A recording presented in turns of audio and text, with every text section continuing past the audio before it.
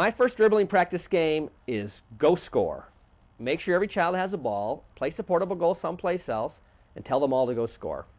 They do it all at the same time.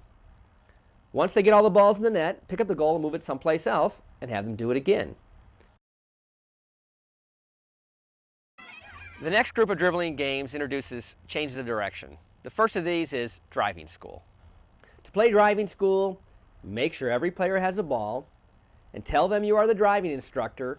Don't crash into anybody. Ready, go. And I move left, right, forwards, backwards, stop, start. And while I'm doing that, I call out the instructions, and they all have to do the same thing that I do. After your kids get pretty good at following you when you're the instructor, let them take turns being the driving instructor themselves. They really love that. My favorite game for teaching defense is everybody against the coach.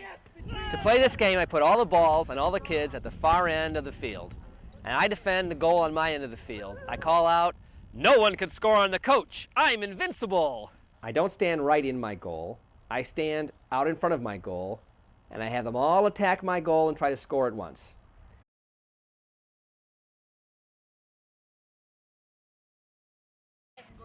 My next passing game is called the spider web game. To play this game, I stand in the middle. I am the spider. I place 3 or 4 kids around me. They are my spider web. We pass the ball back and forth. I call for the pass. They call for the pass. And we're constantly passing the ball back and forth. Every player has a ball that they are passing back and forth to me. Pass. Good one. Call for the pass back. I can do this with 4 kids, but it's a challenge. 3 I can do well, 2 is easy. Call for the passes every time with pass, pass, pass, and have the kids do the same. Make sure you have them put their hand in the air and call pass, pass, pass while you're playing this game, because it builds a good habit pattern to get them to call for the ball when they're open.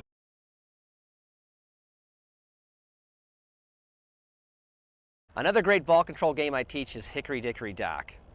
In addition to the great soccer skill it teaches, it's also a good way to calm a practice that's gotten a little bit too rowdy. I demonstrate how to do Hickory Dickory Dock by telling the players that I'm just going to lightly touch the ball with the bottom of my foot. Make sure you tell them to not stand on the ball. All their weight stays on the foot on the ground. While eventually they will learn to hop, at first they just need to step, alternating feet without hopping. Sometimes I have to physically support a child from falling over in the beginning and actually lift his foot to show them how to do it. Then they can usually do it slowly by themselves. This game only takes a few seconds to do, but if you do it at every practice, you will be amazed at how good they get at this. I have kids now that can do Hickory Dickory Dock, hopping, full speed, at age 3 and 4, if you practice this every practice. The last thing I do at practice is a game called Balls in the Bag. To set it up, you just call out, "Balls in the bag." No other instruction required. The simplicity of this game is the beauty of it. At the end of practice, I have the players help me put away the balls into the bags by kicking them in with their feet and not their hands. They love it. At first, they use inset drives to shoot the ball into the bag, and later they learn how to flip the ball up. Abolishing the use of hands from your practice is incredibly effective. You will see improvement almost immediately.